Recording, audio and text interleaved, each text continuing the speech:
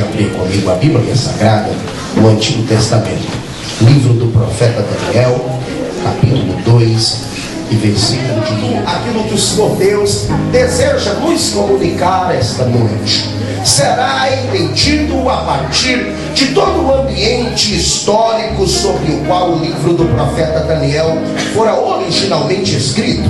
Sabemos que o livro do profeta Daniel foi escrito durante os dias do cativeiro babilônico. O Império Babilônico, que foi um império mundial, iniciou-se originalmente em 626 a.C., quando Nabopolassar toma posse do trono de Babilônia. Em 623 a.C., pela primeira vez os babilônios derrotam os atuais dominadores mundiais, que eram os assírios, na cidade de Salar. Em 614 acontece a segunda derrota dos assírios por parte dos exércitos de Babilônia, agora na cidade de Assur. E finalmente em 612 a.C., a Babilônia torna-se um império mundial quando eles derrotam os assírios da sua capital, que era a cidade de Nínive. No ano de 609 a.C., Nabopolassar, o monarca da Babilônia, confia a liderança dos seus exércitos ao seu príncipe herdeiro Nabucodonosor.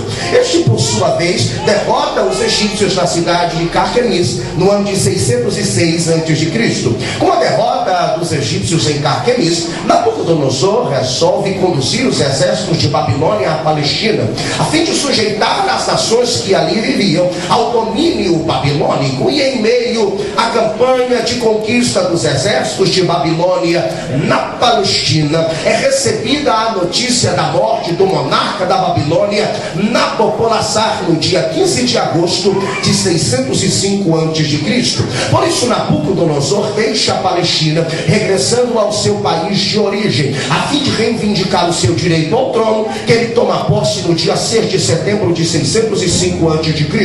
Quando Nabucodonosor torna-se o imperador de Babilônia, ele ordena que 10.000 jovens sejam levados cativos para servirem como chanceleres na corte babilônica. Entre estes jovens estavam os protagonistas do livro em apreço: Daniel, Ananias, Misael e Azarias. No ano de 597 a.C., os exércitos de Babilônia invadem a cidade de Jerusalém, levando uma parte da população para servirem como escravos na Babilônia. E finalmente em 587 a.C. acontece a segunda e última invasão babilônica na cidade de Jerusalém, quando toda a cidade ficou destruída, inclusive o templo que fora construído pelo rei Salomão. É a partir de 587 a.C. que toda a população de Judá passa a servir como escravos em Babilônia. E nós sabemos que Judá era um povo do Deus vivo, e sendo Judá um povo do Deus vivo, porque Deus não interferiu na causa do seu povo? Sabemos que Judá, assim como Jerusalém, era a cidade, o povo do Deus vivo, mas porque Deus permite a destruição da cidade, haja vista que todo esse acontecimento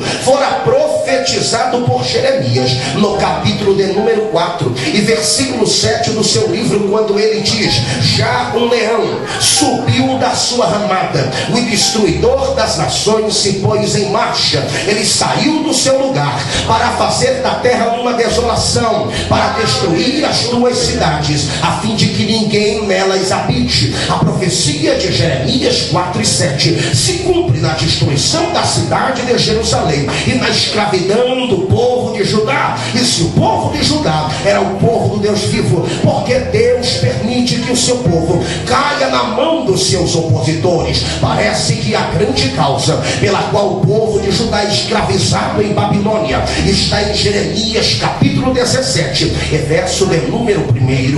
Jeremias 17 parece um raio-x do coração de Judá. Parece que Deus os enxergava por dentro. Jeremias 17 diz que o pecado de Judá estava escrito com estilete de ferro e gravado com diamante pontiagudo na tábua dos seus corações e na ponta dos seus altares. O pecado de Judá estava intrínseco na sua cultura. O seu cotidiano estava manchado. Os seus corações e as suas almas estavam contaminados. O pecado estava enraizado neles, estava enraizado em seus corações. E Provérbios 4:23 diz que de todas as coisas que nós temos que guardar na vida, a principal de todas elas é o nosso coração, porque dele procedem as nossas decisões. Um coração contaminado gera uma vida contaminada. Um coração maculado é uma vida maculada. De forma que a condição de Judá era praticamente irreversível, se não através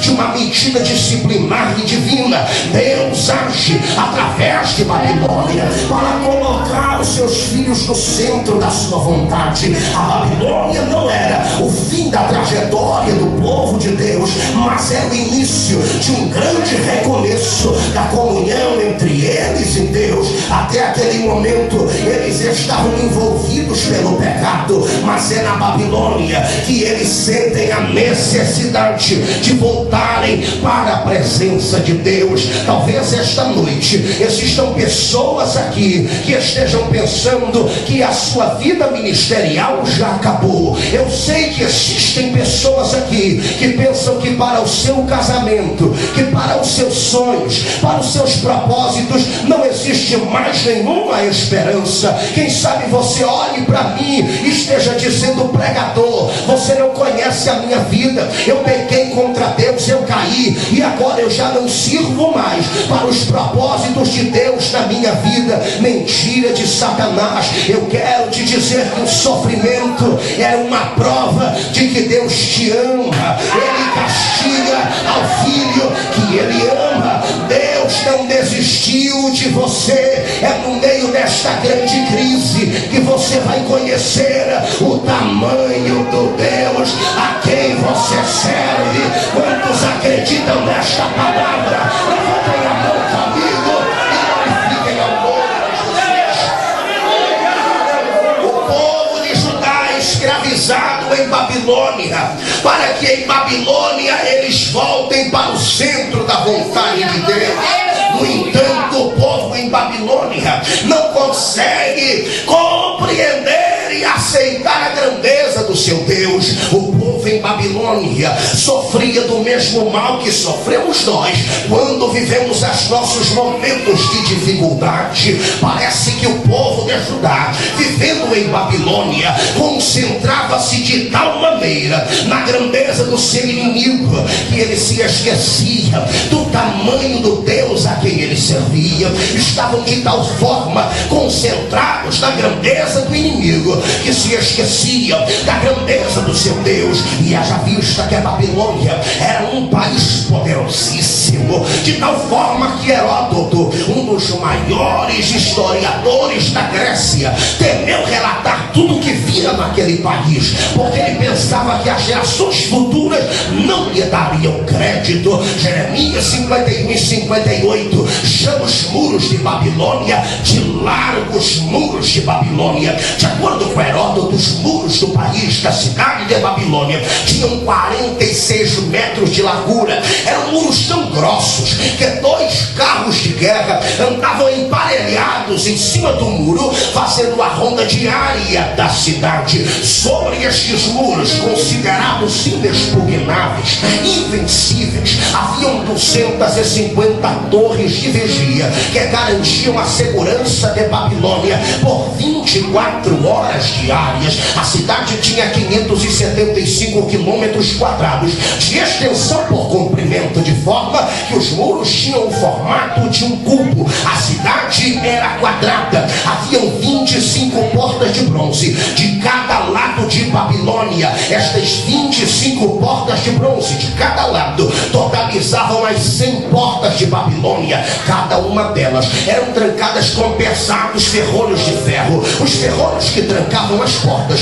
eles eram tão pesados que havia necessidade de 6 homens fortes para trancarem cada um dos portões de Babilônia. E se não bastasse isso, havia uma porta considerada a principal, a porta de estar, com 575 animais esmaltados desenhados nela. Quando ela se abria, dava acesso à principal avenida de Babilônia, a avenida processional. Quem por ela trilhava o seu caminho tinha o privilégio de conhecer uma das 7 maravilhas do mundo antigo, que eram os jardins suspensos de Babilônia. A cidade era crivada de suntuosas residências, belíssimos palacetes. Era uma cidade muito bem estruturada, e além de toda a sua estrutura e ornamento, ela era abastecida pelas águas do rio Eufrates. O rio Eufrates cortava a Babilônia no meio, passando por debaixo dos muros e por meio de toda a cidade. À margem destes mesmos rios, ou deste mesmo rio, havia grande abundância de árvores, muito comuns naquela região, também conhecidas como salgueiros. É nestes salgueiros, às margens do rio Eufrates,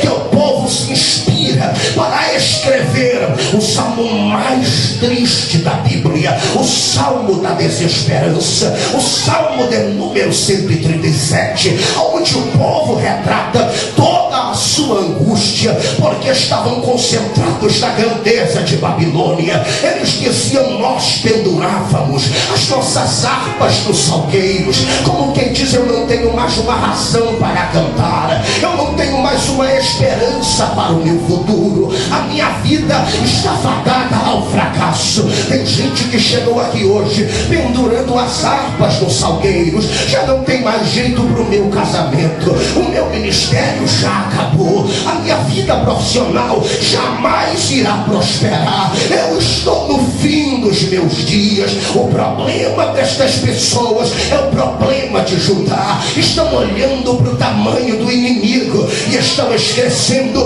do tamanho do Deus a quem eles servem.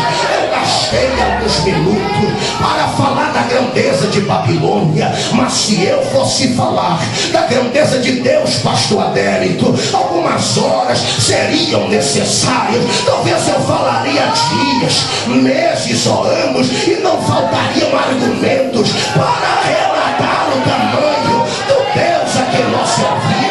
Deus não precisa de muitos instrumentos para aniquilar a tua Babilônia. Deus, para aniquilar com a Babilônia, ele se utiliza de um único atributo. Deus tem muitos, mas ele só precisa de um para acabar com a Babilônia. E que atributo é este, irmão Adriano? É o atributo da onipotência? Não, não é a onipotência. Então é o atributo da onipresença? Também não é a onipresença. Sabe qual é o atributo de Deus que destrói com a Babilônia? Chama-se eternidade. De acordo com o historiador, desculpem, com o filósofo Tomás de Aquino, eternidade não tem começo e não tem fim, eternidade não tem berço e não tem sepultura. Quem é eterno não tem ontem, não tem amanhã. Quem é eterno não vê passado e não vê futuro. O passado e o futuro, para Deus, ele enxerga de uma vez só. Hoje você pode ter entrado aqui caído, mas Deus já está lhe vendo de pé. Você pode ter entrado derrotado, mas Deus já está lhe vendo vitorioso. Deixa eu ver quem está entendendo a mensagem. Deixa eu ver quem está entendendo. Deus é eterno. É por isso que é Jeremias, capítulo 25, versículo 12, Deus diz assim: acontecerá, porém, que quando se cumprirem 70 anos, eu punirei o rei de Babilônia. Peraí, o povo não estava na Babilônia. Babilônia ainda não era um país tão poderoso. O seu povo ainda não não estava sofrendo, mas Deus já estava determinando o prazo de validade do sofrimento dos seus filhos. Eu estou dizendo que antes de você entrar na luta, Deus já determinou o dia da tua vitória. Jeremias, é só 70, tem prazo de validade, a vitória já está garantida. Só quem crê